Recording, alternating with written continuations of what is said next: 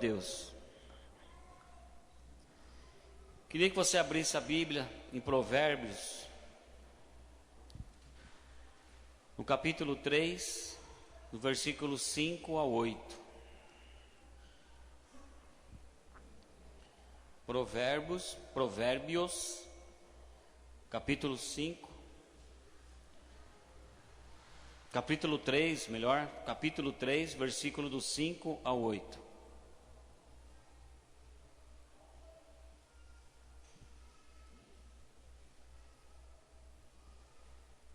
Amém.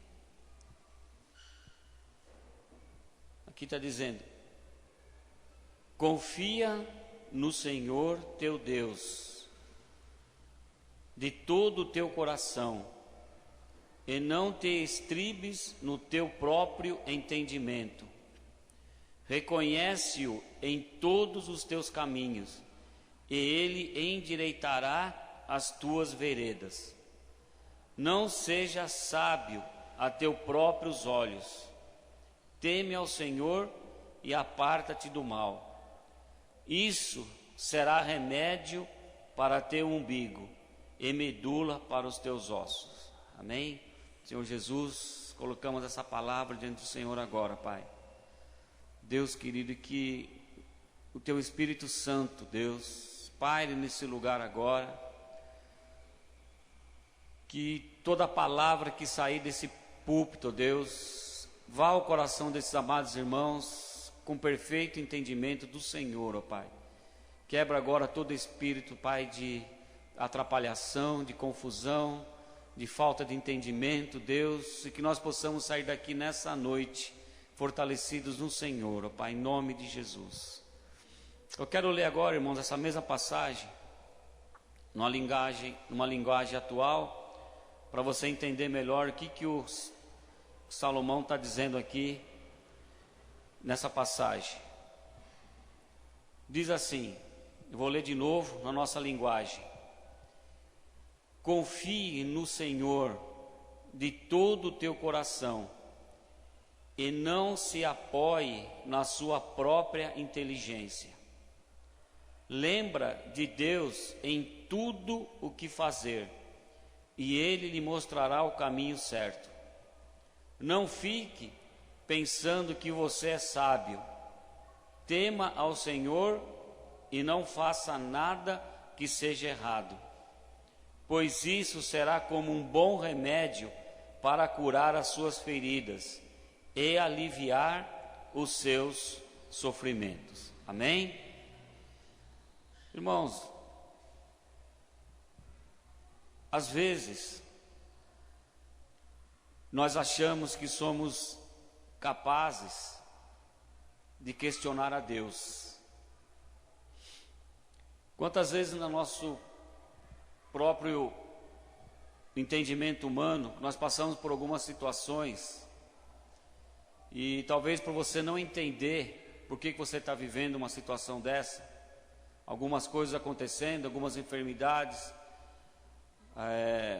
falta de emprego, salário, problema financeiro, relacionamento dentro de casa com o marido, mulher, os filhos, e você passa por algumas situações, como nós vemos que essa nação tem passado por esse tempo, e mesmo dentro da igreja, nós dentro da igreja, e às vezes as pessoas que estão no mundo, que não fazem parte da igreja, às vezes têm menos dificuldade nisso do que nós que estamos aqui. E às vezes você fala para Deus: poxa, estou na igreja, estou na célula, vou nos cultos, sou um dizimista fiel, tenho procurado fazer. Aí nós queremos justificar algumas situações nossas mediante aquilo que nós fazemos para Deus. E nós achamos que temos o direito de questionar Deus muitas vezes por que nós passamos por determinada situação. E a resposta de Deus para nós, ela só mostra uma coisa. A resposta, quando eu questiono Deus de alguma situação, ou você questiona Deus de alguma situação, A resposta que Deus tem para dar para nós, ela mostra o quanto que nós somos desqualificados para questionar a Deus. Aqui o salmista está dizendo exatamente isso, que a única coisa que nós temos que fazer, em momentos difíceis, em momentos que nós não entendemos o que está acontecendo, e o que você precisa fazer é confiar no Senhor de todo o coração e não se apoie na sua própria inteligência ou sabedoria. Na verdade, Deus mostra para nós o quanto que nós somos desqualificados para querer questionar Ele em alguma situação que nós estamos vivendo. Nós não temos essa condição. Nós precisamos entender o seguinte: nós não temos qualificação nenhuma para questionar alguma situação que nós estamos vivendo. Se nós estamos passando por momentos difíceis, por alguma situação, nós precisamos fazer o quê? A única coisa que Deus pede para nós: confia em mim.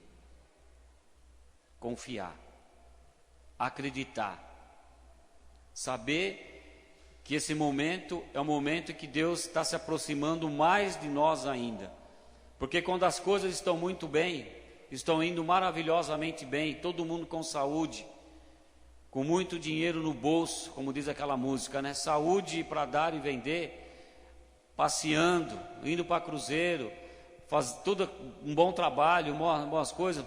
Dificilmente nós questionamos Deus nisso. Quem já questionou Deus aqui quando tudo vai indo bem? Deus, por que as coisas estão indo tão bem na minha vida? Por que eu estou ganhando tanto dinheiro? Por que eu tenho tanta saúde, Deus? Por que meu casamento vai tão bem?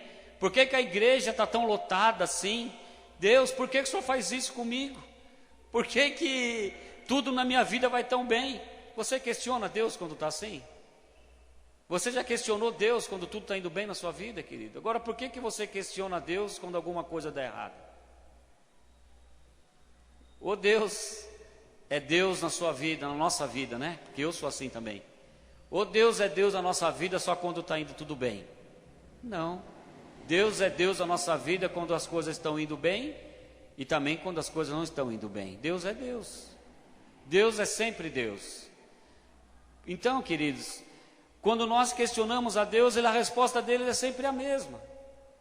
Ele sempre vai nos mostrar o quanto que nós somos desqualificados para isso. Eu não tenho qualificação nenhuma, e eu acho que você também não tem qualificação nenhuma para questionar o que Deus está fazendo na sua vida. A única coisa que eu tenho que fazer é me render diante de Deus. O que nós precisamos fazer sempre é estarmos rendidos diante de Deus, pedindo que Ele tenha misericórdia de nós, que Ele nos ajude. E como o salmista diz aqui, eu vou ler sempre agora na versão atualizada, e sempre lembrar sempre que Deus, em tudo o que Ele fizer, Ele vai sempre estar nos direcionando no caminho certo. Amém? Quando você se coloca diante de Deus, não para questioná-lo, mas para se aproximar dEle, pedir uma orientação dEle, falar: Deus, o que eu vou fazer agora? Como que eu vou agir numa situação dessa?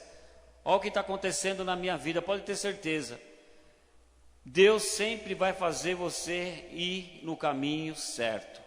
Ou seja, as soluções de Deus, irmãos, muitas vezes, elas vão contradizer as minhas. Porque quando nós passamos por uma situação difícil, o que acontece? Nós queremos sempre tomar a frente de Deus, às vezes, e resolver da maneira que nós achamos que nós sabemos resolver. Mas a solução de Deus, em grande parte da nossa vida, ela contradiz aquilo que você quer fazer. Ela contradiz o caminho que você escolheu para resolver. Ou seja, os caminhos de Deus não são os nossos caminhos. Você precisa entender que a situação que você está passando, não tente de forma nenhuma resolver sozinho, sem uma orientação de Deus na sua vida. Você precisa se aproximar de Deus e ouvir a voz de Deus, para que você possa seguir o que Ele está colocando para você e para mim.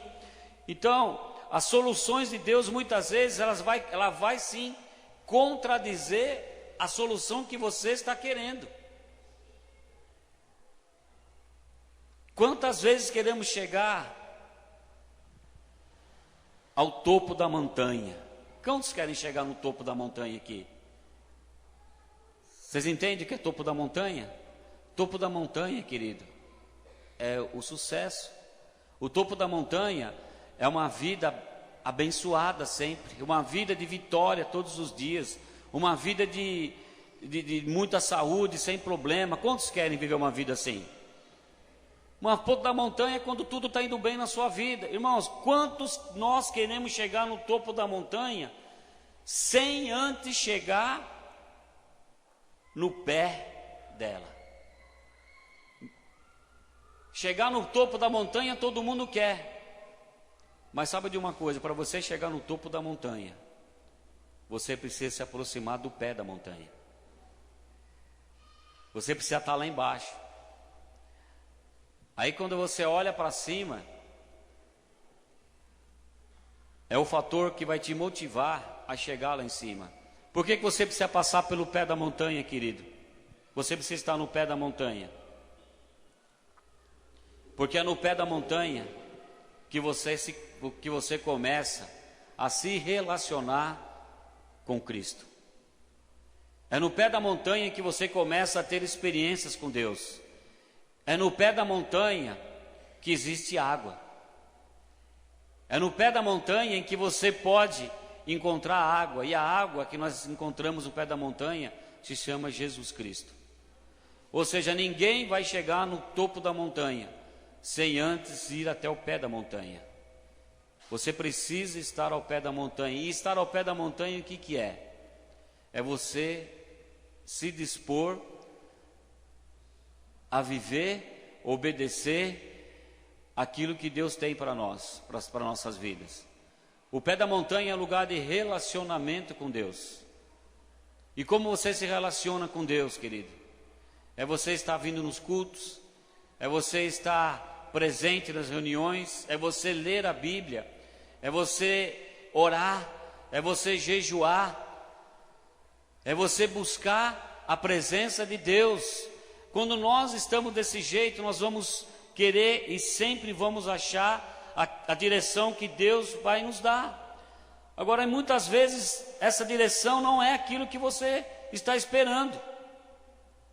Quantas e quantas vezes essa direção que você quer não é a que está esperando? Está no topo da montanha, todo mundo quer. É muito gostoso estar lá, as coisas indo muito bem. É maravilhoso estar lá. Mas existe uma subida a ser percorrida. Existe uma subida a ser percorrida. Existe um preço a ser pago. Existe uma caminhada, relacionamento. Ninguém verdadeiramente consegue chegar a receber as bênçãos de Deus se antes você não se relacionar com Ele. Se Deus simplesmente fizer algo hoje na tua vida e colocar você lá no pé da montanha, lá no topo da montanha, você jamais vai valorizar essa caminhada junto com Deus, esse relacionamento. Tem pessoas que não querem se relacionar com Deus, mas querem as bênçãos de Deus. Eu tenho aprendido nessa minha caminhada que para mim receber as bênçãos de Deus, primeiro eu preciso conhecer o Deus que abençoa. Eu preciso conhecer esse Deus que pode me abençoar. E eu queria compartilhar com os irmãos ainda algo aqui, você não precisa abrir. Mas isso me leva a uma situação de Gideão. Gideão precisava conquistar uma cidade de Midian. E aqui diz que Juízes capítulo 7, se quiser abrir, pode abrir, acho que é melhor nós lermos aqui, tem um ponto.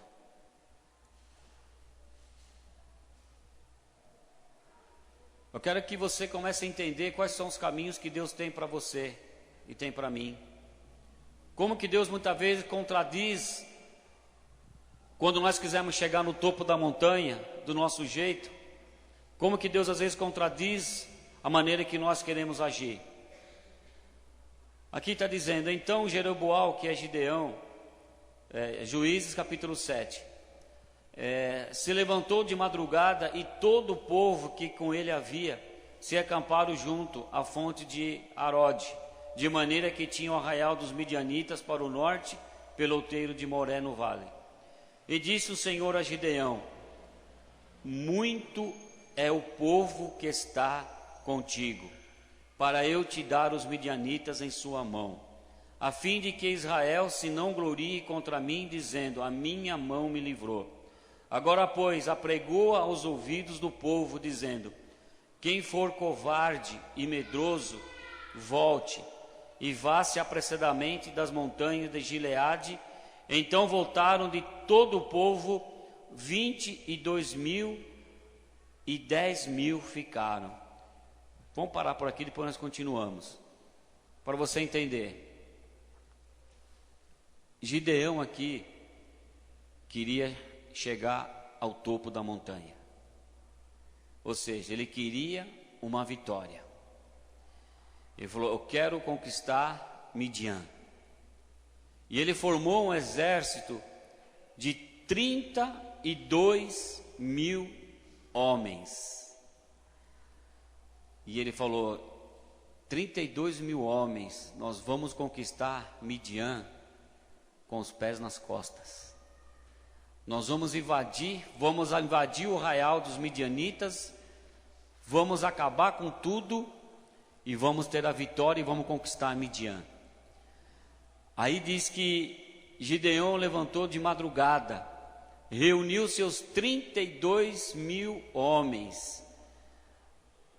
Aí o que Deus faz com ele? Gideão, aonde você vai? Com esse bando de gente aí. O que você vai fazer? Eu vou conquistar Midian. Aí Deus fala para ele assim, muito é o povo que está com você. Muito é o povo que está com você. Você precisa vir para o pé da montanha. Vem cá, Gideão. Desce um pouco dessa montanha. Vem cá conversar comigo. Se você for com esse povo todo, e se porventura você conquistar Midian, sabe o que vocês vão fazer? Sabe o que Israel vai falar? Eu sou bom mesmo. Eu sou muito bom. Nós somos muito bons. Nós invadimos, conquistamos, derrotamos o inimigo. Ele está dizendo aqui, a fim de que Israel não se glorie contra mim, dizendo que a minha mão me livrou. Está dizendo, baixa a bola, Gideão. Se você conquistar Midian com esses 32.000 homens, vai ser muito fácil para você. E vocês não vão se lembrar de mim. Vocês vão falar que a própria mão de vocês fizeram isso. E às vezes nós pensamos assim, né? E quantas coisas você já conquistou na tua vida, querido, achando que é pelo teu próprio esforço. Não. Eu que estudei, eu que trabalhei, é eu que pensei, é eu que eu fiz, o que eu tenho é porque eu trabalhei, porque eu levantei cedo, é porque eu fiz isso, porque eu fiz aquilo. E Deus, onde é que fica na sua vida? E Deus, onde é que está?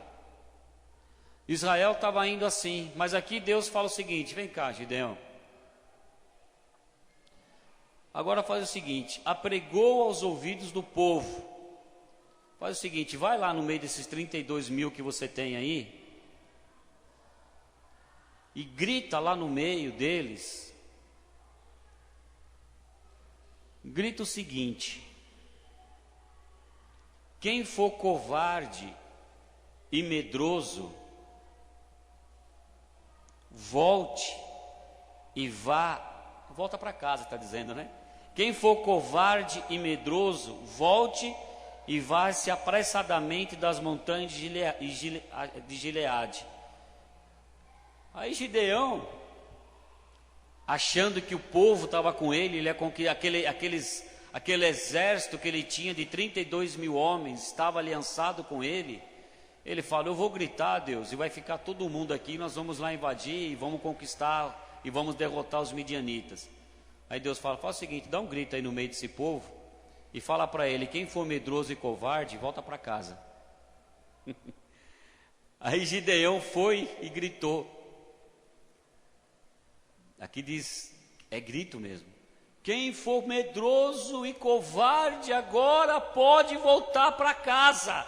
Gideão pensou que ninguém ia se levantar e ir embora. Aí começa a sair um, sai outro, ó Deus trabalhando na vida de Gideão, ó Deus trabalhando na vida de Gideão. Levanta um, levanta outro, levanta outro. Irmãos, aqui está dizendo: e voltaram para casa 22 mil homens voltaram, 22 mil covardes e medrosos voltaram, 10 mil ficou. Gideão já começou a tremer. Mas Deus não era assim. Está vendo como que a solução de Deus muitas vezes para a tua vida contradiz aquilo que você quer? Você está vendo que a solução que você espera muitas vezes vai contradizer aquilo que Deus pede para você fazer? Aí quando o Gideão viu que 22 mil voltou, ficou 10 mil só. Ele falou: aí já coçou a cabeça, né? E agora? 10 mil ficou? Tá bom. Nós vamos conquistar com os 10 mil então.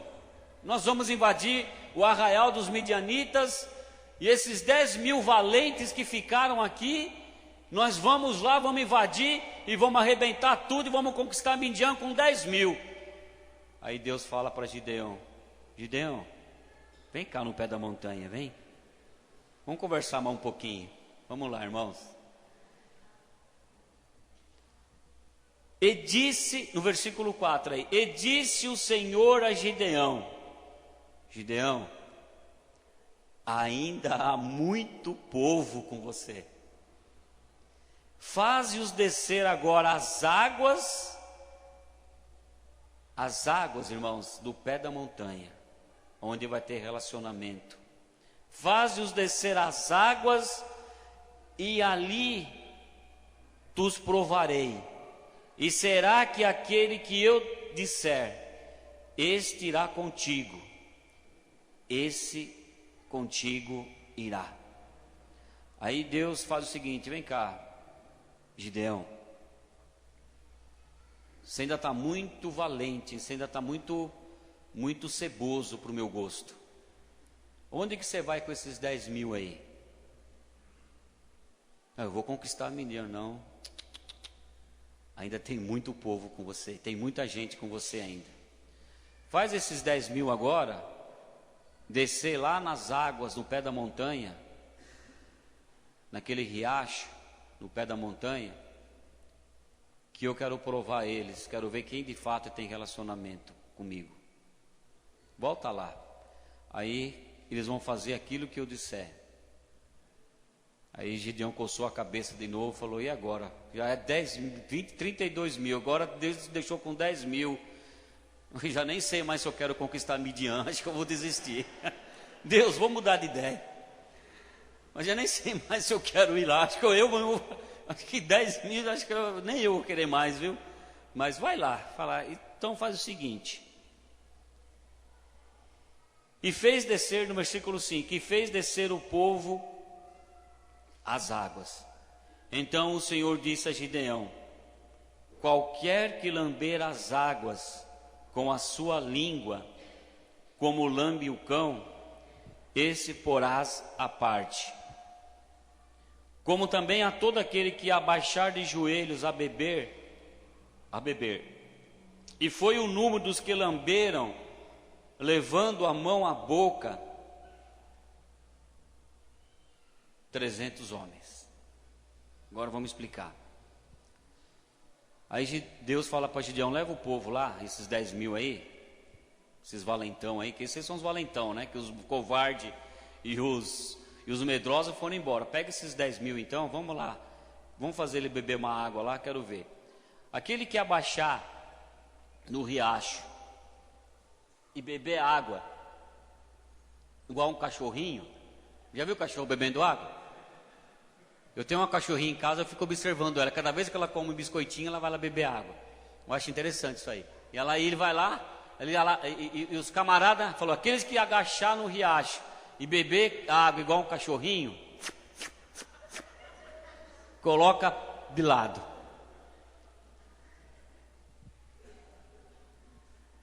Agora, aquele que ajoelhar, coloca de lado. Você viu, querido, que aqui existe um princípio. E esse número foram 300 homens que se relacionaram com a água, beberam, mataram a sede, se relacionaram. A água, a Bíblia diz que Jesus Cristo disse: eu sou a água viva. Eu sou a água viva. Você só conquista a vitória quando você se relaciona comigo.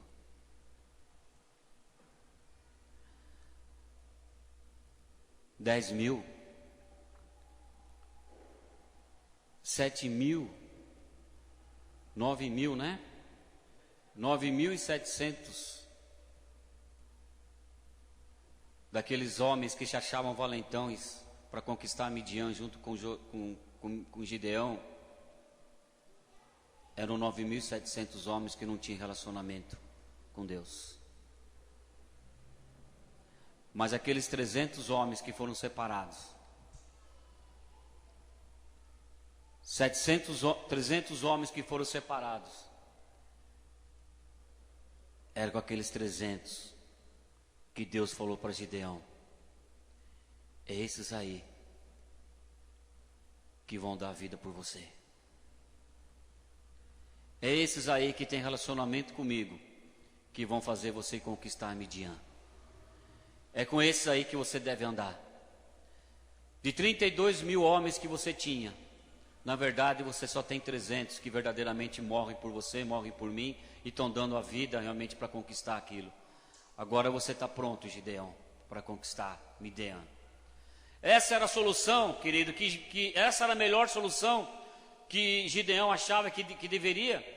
Você já viu por que quantas vezes às vezes você quer agir do jeito que você acha, e quantas vezes você tem fracassado? Por que quantas vezes nós fracassamos, querido? Quantas vezes nós fazemos coisas e falamos: estou na igreja, estou na célula, estou fazendo tudo, mas na hora de você conquistar, você não quer ter relacionamento com Deus, você não quer realmente se colocar diante de Deus, você não quer se relacionar com Deus, e você não quer ouvir a voz de Deus. Você acha que a solução que Deus está te dando, através da vida do líder, do discipulador ou do pastor, não serve para você, e você quer continuar ainda indo com os 32 mil homens, ou indo com os 10 mil homens, fazendo coisas que Deus não pediu para você fazer. Agora aqui, amados, Gideão faz o seguinte: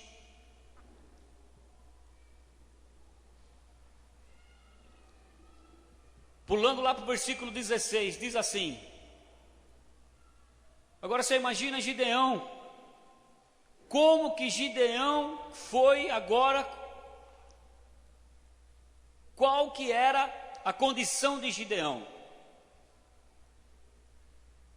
Com 32 mil homens, ele estava todo valentão, estava todo cheio dele mesmo. Não, nós vamos conquistar. Com 10 mil homens ele já balanceou. Agora com 300, imagina agora com 300 homens. A história de Gideão começa a mudar. Ele fala: Deus, para mim vencer agora os midianitas e conquistar Midian, só se o Senhor realmente estiver comigo. Porque é impossível eu enfrentar um exército inimigo tão numeroso com apenas 300 pessoas. Aí Gideão começou a andar, sabe como, querido? Na dependência de Deus. Começou a andar na dependência de Deus. Ele já não batia no peito, achando que ele fazia, que ele acontecia, que ele tinha um grande exército. Não. Agora eu preciso da dependência de Deus na minha vida. Aí no capítulo 16 ele faz assim, ó. Então, no versículo 16, então repartiu os 300 homens em 3 esquadrões, e deu-lhes a cada um nas suas mãos buzinas, cântaro vazios, com tochas acesas. Então ele repartiu ali 100 homens, agora pegaram o quê? Buzinas. O outro 100, cântaros vazios. E os outros 100, tochas acesas. E disse-lhes: olhai para mim e fazei como eu fizer. Porque agora ele está dizendo: olhem para mim e faça como eu fizer. Sabe por quê? Porque agora ele estava indo na direção de quem? Ele não tinha mais direção nenhuma. Porque agora Gideão está falando: agora vocês vão fazer aquilo, o que Deus pedir para mim fazer, vocês olham para mim, porque na verdade eu nem sei o que é. Vocês olham para mim, conforme Deus for falando, agora vocês façam. Ele está dizendo aqui no 17: e disse-lhes: olhai para mim e fazei como eu fizer. E eis que chegando ao extremo do arraial, será que como eu fizer, assim sereis vós. Então agora, continuando: tocando eu todos os que comigo estiverem a buzina, então também vós tocarei a buzina ao redor de todo o arraial, e direis: pelo Senhor e Gideão. Agora ele está dizendo aqui, né? Agora ele acrescentou, interessante que agora ele acrescentou: e direis pelo Senhor e Gideão. Agora quem está à frente dele? O Senhor. Quem vai estar à frente da sua situação a partir de agora, querido? Senhor. Não é mais você. Deixa Deus tomar a frente, querido. Deixa o Senhor tomar a frente. Chegou, pois, Gideão e os 100 homens que com ele iam ao extremo do arraial ao princípio da vigília da meia-noite, havendo-se já posto os guardas, e tocaram as buzinas. Então aqueles primeiros 100 foram lá tocar a buzina, e partiram os cântaros. Os outros 100 foram lá, quebraram os cântaros, e os cântaros que tinham nas mãos. E assim tocaram os 3 esquadrões as buzinas, e partiram os cântaros, e tinham as suas mãos esquerdas as tochas acesas, e nas suas mãos direitas as buzinas que tocavam. Exclamaram: a espada do Senhor e de Gideão. E ficou-se cada um no seu lugar ao redor do arraial. Então todo o exército deitou a correr e gritaram e fugiram. Todo o exército deitou a correr e gritaram e gritando fugiram. O exército inimigo, né? Começou a correr e gritando fugiram. E tocando, pois, os 300 as buzinas, e o Senhor tornou a espada de um contra o outro. Ou seja, como que Gideão ganhou a guerra, querido? Como que Gideão chegou no topo da montanha?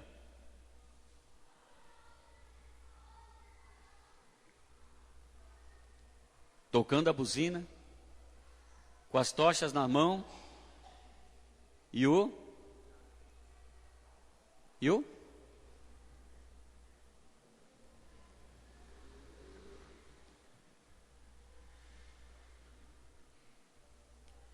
aqui diz: tocaram os 3 esquadrões buzinas, partiram os cântaros e as tochas acesas. Alguém, humanamente falando, ganha uma guerra tocando buzina, com um exército numeroso do outro lado, tocando buzina, quebrando os cântaros, com uma tocha na mão? É possível alguém ganhar isso? Para nós é impossível, mas para Deus não. Aqui diz que quando aqueles 300 chegaram tocando buzina, fazendo aquele barulho com as buzinas, quebrando os cântaros e com as tochas na mão, sabe o que aconteceu? Aí Deus, a espada do Senhor entrou em ação. A espada para nós é a palavra, querido. A palavra de Deus é que vai entrar em ação para nós. Porque a palavra de Deus, ela é o quê? Ela é a verdade da nossa vida. A palavra de Deus é aquela que passa a nós o nosso entendimento. Agora não é mais o entendimento, mas sim o entendimento da palavra de Deus. É ela a nossa espada. Então o que aconteceu? Aqueles inimigos, quando ouviram as buzinas, os cântaros quebrando, e o exército e os 300 vindo com as tochas de aceda, houve uma confusão no arraial dos medianitas. Eles começaram a se matar um ao outro. Eles mesmos se mataram um ao outro, enquanto Gideão quebrava cântaro, tocava a buzina e ficava com a tocha acesa. Irmãos, você não precisa se esforçar muito. Acho que todo mundo aqui é capaz, não é? De quebrar um vaso, um cântaro, de tocar uma buzina e acender uma tocha. É difícil isso, irmãos? Mas é isso que Deus quer que nós façamos. É isso que Deus quer que você faça. Porque quando você está tocando buzina, quebrando o cântaro e com a tocha acesa, Deus está guerreando por nós. Deus está guerreando por você. E a vitória vem. Ou seja, quantas vezes queremos chegar no topo da montanha sem chegar no pé? Então o que você precisa? Desce no pé da montanha, você precisa ter relacionamento. Agora nós vemos que pessoas dentro da igreja não se relacionam com Deus. Não se relacionam com a água. Estão dentro da igreja muitas vezes, mas estão lambendo a água feito um cachorrinho. Nós não podemos ser, Deus está dizendo aqui, não seja como o cão, como um cachorro diante de mim. Não sejam como um cachorro diante de mim. Quando você vier, agora que você já confessou a minha palavra, está comigo, então agora você precisa o que? Ter relacionamento. Agora você precisa se relacionar. Agora aqui nós vemos, qual tem sido o seu relacionamento com a água, que é Jesus Cristo? Lambendo só? Quantos de nós estamos dentro da igreja lambendo? Como vai querer conquistar alguma coisa? Agora relacionamento, leitura da palavra, oração, jejum, célula, culto, relacionamento, vivendo a palavra de Deus, onde você está, no seu trabalho, num ônibus, num trem, seja onde for, a Bíblia diz, orai sem cessar, por onde você tiver, os seus pensamentos com Ele, relacionamento. E outra coisa, Ele te promete que vai colocar os teus inimigos na palma da sua mão. Ele te promete que vai dar para você.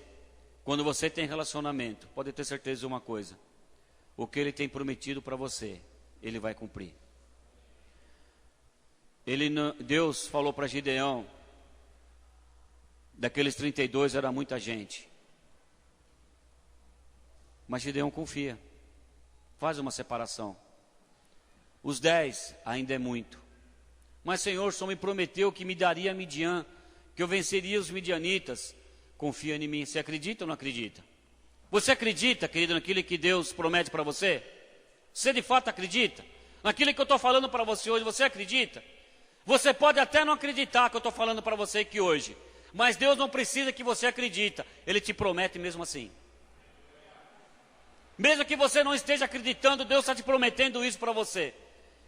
Mesmo que Gideão não estivesse acreditando que Deus ainda ia dar para ele a vitória, mesmo tirando 22 mil, Deus ainda falou assim, mas eu vou te dar vitória, se você fizer o que eu quero. Mesmo ele não acreditando que ele com 10 mil, com menos de 10 mil ele ia vencer, Deus falou, tem 10 mil? Acredita. Não, é 300, acredita. Eu vou te dar vitória. Deus não precisa de volume. Não é a quantidade que Deus quer, é relacionamento. Tudo que nós precisamos, querido, na nossa vida é ter relacionamento com Deus.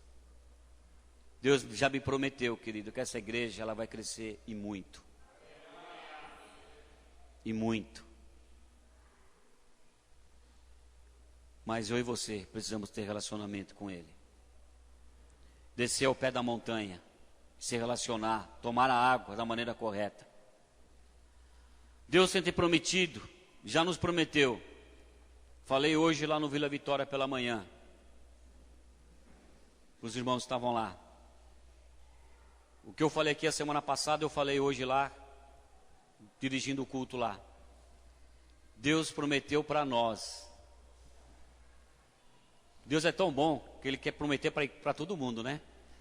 Era para o casarão inteiro aquilo, né? E hoje eu fui na igreja lá, no Vila Vitória, e de repente eu fui lá diretor de culto. Falei, Deus tem prometido para nós, comunidade de Casarão, 2017, o melhor ano das nossas vidas. Deus tem prometido, já me prometeu que esse ano vai ser um ano de milagres. Aleluia! Então, querido, Deus está nos levando realmente a profetizar que esse ano vai ser o melhor ano da nossa vida, vai ser o melhor ano da tua vida, o melhor ano. Você acredita ou não? Deus está te prometendo, mesmo que você não acredite, Deus está te prometendo isso. E você vai conquistar, sabe como que você vai conquistar isso? Se relacionando com Ele. Tendo relacionamento com Ele. Mesmo que Ele te peça hoje algo que para você seja um absurdo. Mesmo que Ele te peça, esteja te pedindo algo que para você, você acha que é impossível você conseguir a vitória assim. Mas confia nele. Deus, querido, é assim mesmo. Jesus, quando opera na vida de alguém, é assim. Quando aquele cego chegou diante de Jesus, falou assim, Jesus, eu quero enxergar. Sabe o que Jesus fez? Uma coisa que para nós seria um absurdo e nojento. Ele pegou uma terra, cuspiu na terra, fez um lodo e passou no olho do cara. Se alguém chegar aqui e eu fizer isso com alguém, vai me bater. Como é que pode, Jesus? Eu quero enxergar. Isso é um absurdo, Jesus. Isso é um escândalo. Eu venho aqui para o Senhor orar por mim, para me enxergar. O Senhor faz essa coisa nojenta. Pega a terra, cospe na terra, faz aquele lodo e passa no meu olho. Que nojo, ieca! Aí falou Jesus, é absurdo. Não era assim que você queria, mas é assim que eu faço. Agora faz o seguinte, vai lá naquelas águas, lava os olhos, vê se você não está enxergando. Vê se você não vai enxergar. A Bíblia diz que aquele camarada foi, lavou lá nas águas e imediatamente ele voltou a enxergar. E era cego de nascença. Irmãos, Deus age assim. Deus, ele age. A Evelyn me falou um negócio ali muito interessante. Eu não sei se eu lembro, vê se você lembra ali que o pastor falou outro dia. Religião, o que é?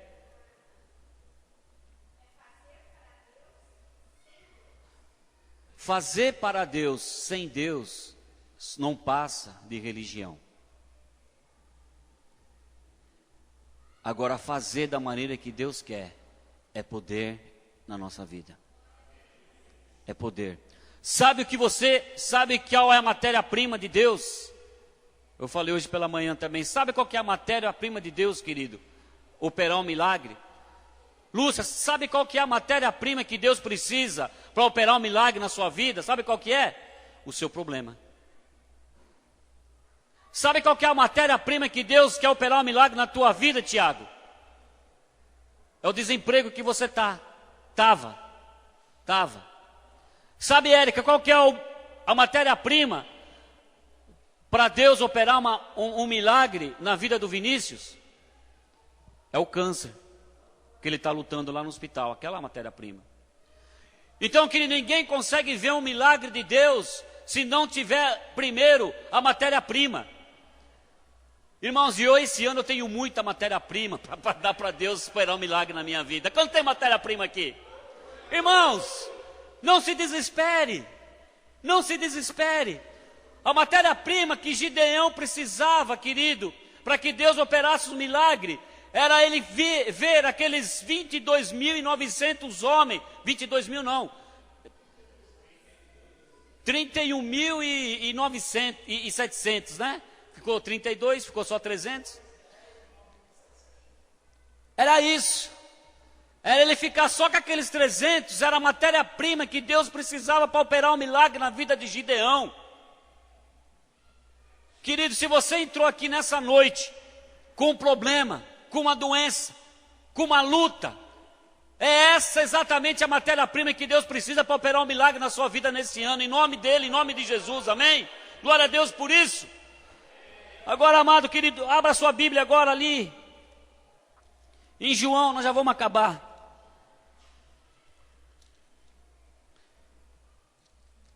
O Evangelho de João 11.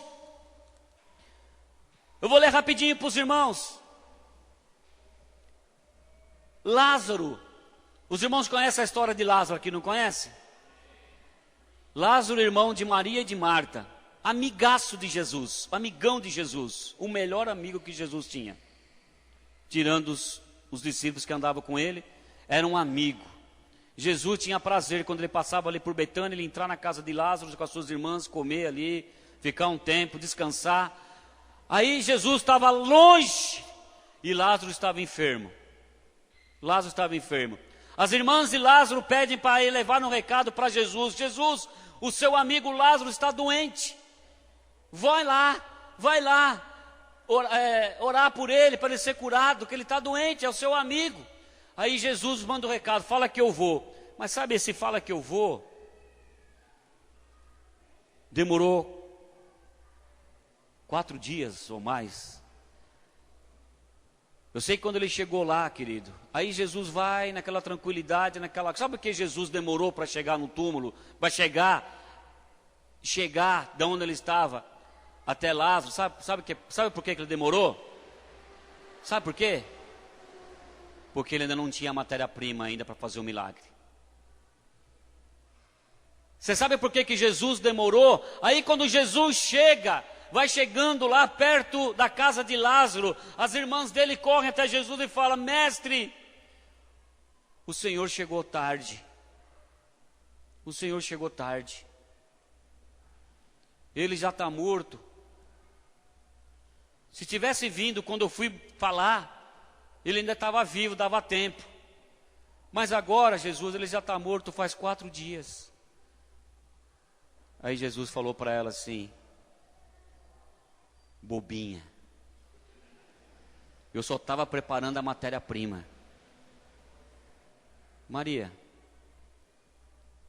você crê na glória de Deus? Você crê que agora eu tenho a matéria-prima exata para fazer um milagre na tua família, na tua vida? Faz o seguinte, vamos lá. Onde ele está enterrado? Está ali, Jesus. Estava lá morto 4 dias. Jesus chega ali e fala: Maria e Marta,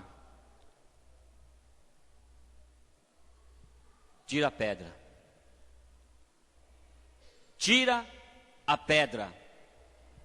Jesus está fedendo, está morto 4 dias. Tira a pedra. Eu faço.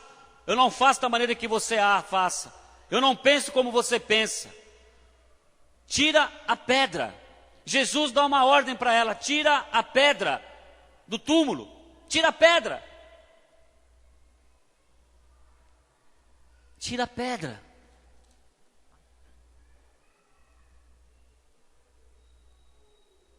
Tira a pedra. Porque a matéria-prima eu já tenho. A matéria-prima eu já tenho. Tira a pedra que você vai ver a manifestação da glória de Deus. Jesus chega diante daquele túmulo. Aí quando Jesus, você acha que Jesus orou para Lázaro ressuscitar? Não. Quando ele falou para tirar a pedra, sabe por que ele falou para tirar a pedra? Porque Lázaro já estava vivo lá dentro. Lázaro já estava vivo lá dentro. Simplesmente Jesus agradeceu. Chegou diante do túmulo e falou: Senhor, tira a pedra. Falou: Senhor, meu Pai, obrigado, porque o Senhor sempre ouve as minhas orações. Meu amigo Lázaro, sai para fora. Irmãos, aí a Bíblia diz que Lázaro saiu, que ele estava sobre ataduras, morto, mumificado lá dentro. De repente tirou a pedra, de repente vem aquele camarada, aquela múmia que estava toda enrolada naquelas faixas, e ele... Ou seja, aí Jesus faz o seguinte: